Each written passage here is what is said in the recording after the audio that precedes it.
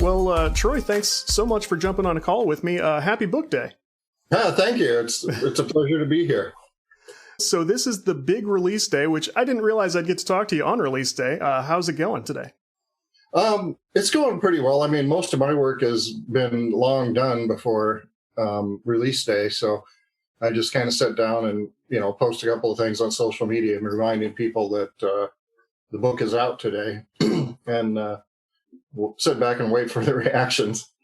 I guess we should start with give us sort of the pitch behind the book Halo Divine Wind. Well, basically, it grew out of Shadows of Reach. When I was writing Shadows, we were working very closely because there was a lot of stuff that impacts or kind of derives from Infinite. So as I was writing it, about every 100 pages, we would have a little conference, or every 2 weeks. Actually, it was not every 100 pages, it was about every 2 weeks. We'd have a conference, and I'd, shoot them some of what I was doing so they could look at it and say, yeah, this is working, or this might cause a problem with Infinite, or, don't do this.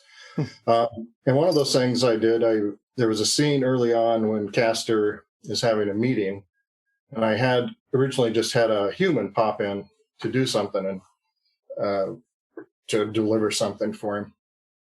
And I mentioned to 343 that in my mind, that human was one of the ferrets that was undercover with the Keepers.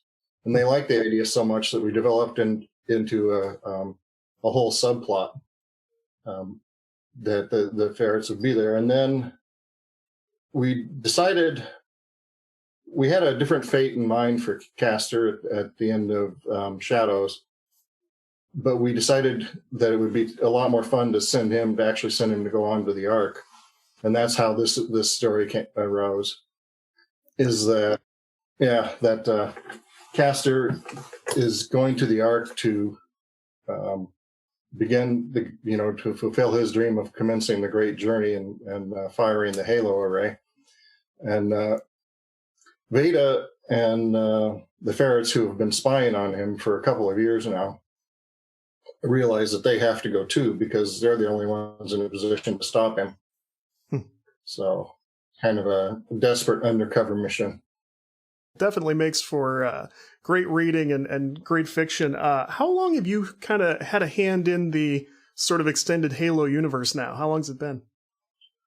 Oh boy, I'll have to go back and look at the first book. I can't remember. I'm terrible at dates. But Last Light was my first book, and it was published in 2015. Okay. Yeah, 2015. So I've been working with them from about a year before that. So it would be 2014. So we're closing in on a decade here, which is very cool. Yeah, I guess it is. Yeah. I'd love to know a little bit about this process, because I know you have a lot of people to coordinate with, and I'm curious how that kind of looks for you.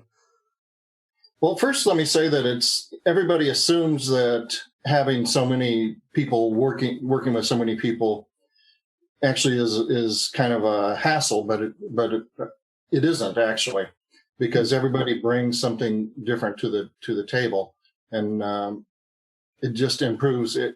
Each person that contributes ends up improving the product. So basically, the way it works, Simon & Schuster Gallery will license, get a licensing agreement with 343 for the Halo franchise. And in that, they agree to publish a certain number of books. And then they go and they find a writer to write the books that they want to publish. And so they approached me. I happened to be sitting in Seattle with some old buddies from TSR one day, and one of them had said he was interested in writing Halo books, but somebody had talked to him about writing some Halo books, but he couldn't do it because of the conflict of interest agreements that he had at that time. Sure. So when I heard him say that, I said, "Oh, Halo! Wow, that's really great. That would be fun." And so he told the editor that I liked Halo, and at that time I was kind of familiar with certain elements of the lore, but I'm not really a video game player. I'm more of a reader. So I'd read a few Halo books and enjoyed them, but when the editor heard that I was interested in doing it, he got in touch with me and said, "Okay, we want you to do a Halo book." Mhm. And we had a phone conference with him and some guys from 343, in which they said, "Okay, what do you want to do?" And I said, "My dad was had cancer and was dying at the time, and I was kind of sentimental, and he'd been a detective uh, for a lot of time. So I said, well, how about a detective story?" And they just immediately, this is the thing I really love about 343 is that if they can say yes, they will. And they said, sure, right? Send us an outline. So we outlined Last Light, in which I introduced Veda Lopez. And that's how that worked to generate the initial idea. And after that, you outline the idea, and the more detail you can outline the idea, the better, because because that reduces the amount of surprises down the line, and makes it easier for everybody if everybody understands what the plan is. And we'll go back and it's all write an outline, send it in.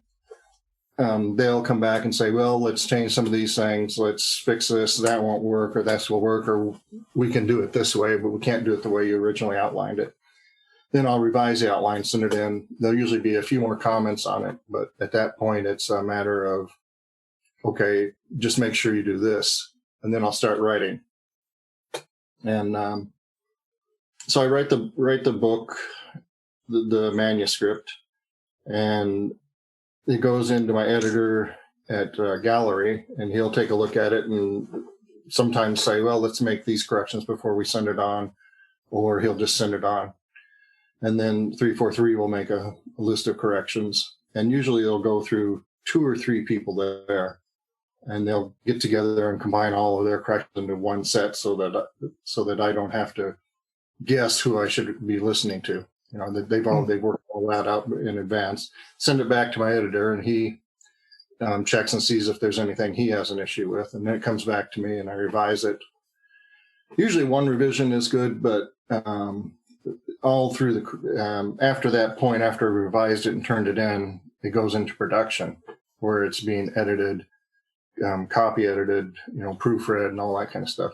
And at each one of those stages,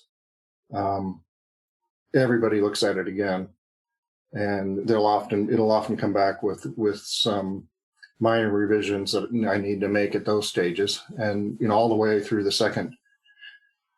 I guess I would say that it's not unusual to have some revision requests all the way to the second proofreading stage. So they're not big revision requests. It's, just by that time you're talking a couple of lines here or there. Sure. I guess I'm not sure how many people at 343 read it, but I think it's probably 3 or 4. And each one of them, adds, some of them are really great at reminding or knowing the lore and the gaming lore, and pointing that out, or saying, oh, wow, this connects to this. You could push that, do this, and that'll connect. The fans will really love it. And that kind of thing is really invaluable. Ed, my editor from Gallery, is really good at, I'll write the story and I'll think, oh man, I've explored that character's emotions all the way as far as I can. And inevitably he'll come up with 2 or 3 spots where I need to push it further. And he's always right. So it's really great to have such a good team of people working with you, and each one of them brings their own unique talent to the project.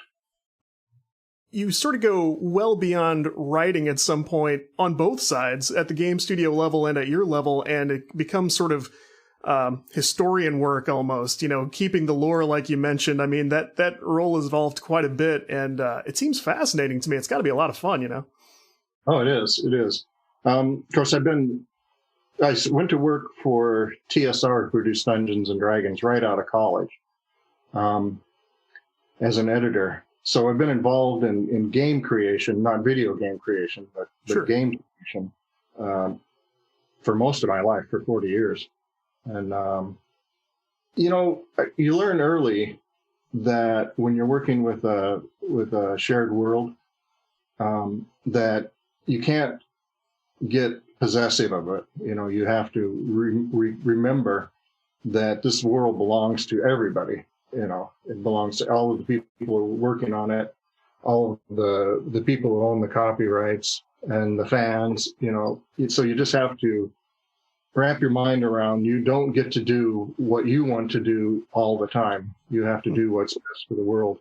And if you keep that in mind, it becomes a really fascinating and very rich process.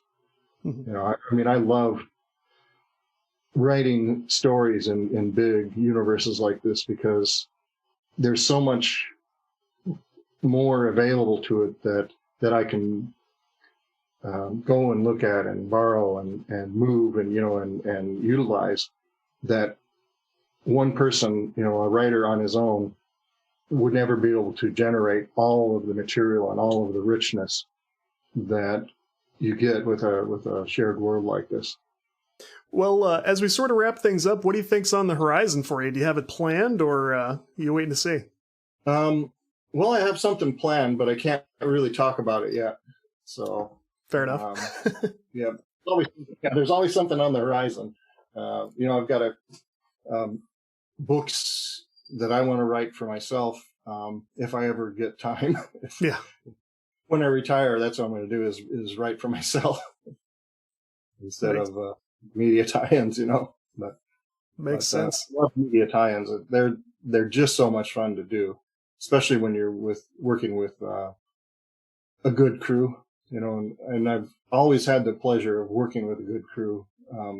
But the people at 343 are the best. They just bend over backwards to give you what you need to do what you want, and to find a way that you can do what you're interested in doing. You're clearly at the top of the game, working with the best people, so great work, and it's been fun to follow this. Let listeners know where they can sort of check things out. The book is Halo Divine Wind. It's out today.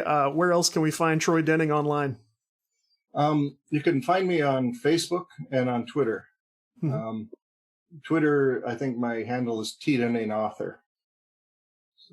Troy, thank you so much. This has been great, and we'll look forward to the upcoming unannounced projects. All right. Thank you, Todd. Great talking with you.